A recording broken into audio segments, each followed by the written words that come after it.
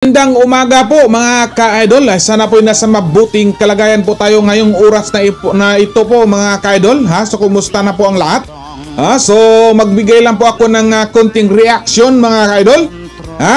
So sa trending ngayon ng balita mga ka-idol, tungkol po to sa isang panawagan po ng ating bagitong congressman na si Congressman Barsaga mga ka-idol.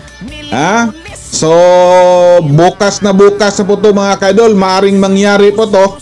O hindi lang po ako sigurado kung tutugon ang taong bayan sa panawagan po sa pagkakaisa, laban po sa korupsyon at ang hangad ng taong bayan mga ka-idol, nga kailangan na may pagbabago at baguhin po natin ang ating sistema sa ating bansa mga ka-idol, na ngayon po tayo nililigo po sa talamak na korupsyon.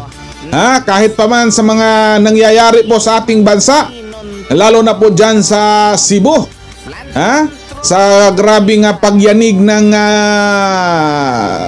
lindol mga ka-idol. So ngayon bago na po na balita mga ka-idol, ang Davao. So tinamaan din po ang Davao ng lindol mga ka-idol. Kahit po nitong mga natural calamity mga ka-idol na nangyari sa ating bansa, pero ang mga tao mga ka-idol tuloy pa rin ang panawagan sa pagbabago. So hopefully mga ka-idol, kung mangyayari po itong panawagan po, hindi lang po to si Congressman Barsaga mismo ang nagsalita tungkol po dito. Marami na mga grupo at mga tao na gusto talagang kaisa ang taong bayan para sa mapayapang revolusyon mga ka-idol. So sa akin lang po mga ka-idol, sana kung mangyari man ito, wag natin daanin sa dahas, kundi yung peaceful revolution ang ating gagawin para po sa taong bayan, para mariporma ang mga pangyayari po sa ating bansa mga ka-idol. So parang hindi na matanggap ang taas sa taong bayan ang mga pangyayari po, lalo na po itong issue sa flood control project mga ka-idol, na talamak na korupsyon. Kung ating narinig sa mga balita na mga ghost project mga ka-idol, so maraming bukod nun, marami pang mga issue. So hopefully mga ka-idol, taong bayan, mahinahon na po tayo. So wag natin daanin sa dahas na may dumanak ng dugo mga ka-idol, kundi daanin po natin sa magandang usapan para sa ikabuti ng ating bansa mga ka-idol.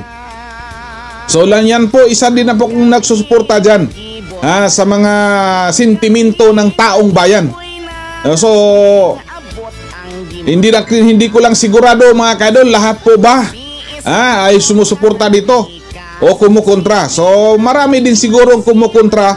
So tingnan na po natin ang mga pangyayari at antabayanan po natin mga ka-idol kung matuloy po ba itong panawagan. So mag-start na po to sa October 12. So tingnan natin kung anong mangyayari hanggat may iba pang akong nakita sa balita sa November 30. So antabayanan po natin mga ka-idol yung mga pangyayari. Yung itong video na sa likod ko mga ka-idol, doon po ating kinuhaan po ng reaction. So hopefully maging maayos po ang lahat.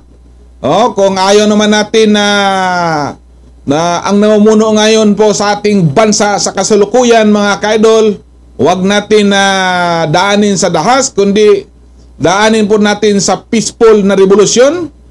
So pakiusapan na po natin ang ating Pangulo kung anong tugon po niya sa sigaw ng taong bayan. So hopefully mangyayari ito po mga ka-idol, para po to sa ating bansa.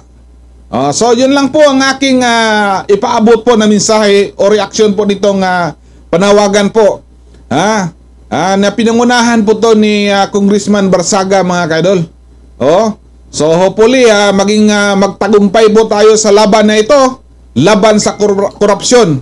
So bangon Pilipinas. So maraming salamat sa inyong pagpanood at sana po ay magbigay kayo ng komento kung anong ano ba ang inyong opinion nini. So open po ang lahat dito po sa ating comment section mga ka-idol. Ito po ang inyong lingkod, Bonster Vlog, sa ating TikTok account at Bonster Demichi Vlog tayo sa YouTube at Bugnoy Vlog po tayo sa ating Facebook mga ka-idol. Thank you for watching at bye-bye! Maybe this person seated next to me at the presidential table, the members of officers and members of the IPSD, we can trust them. They are meaningful leaders.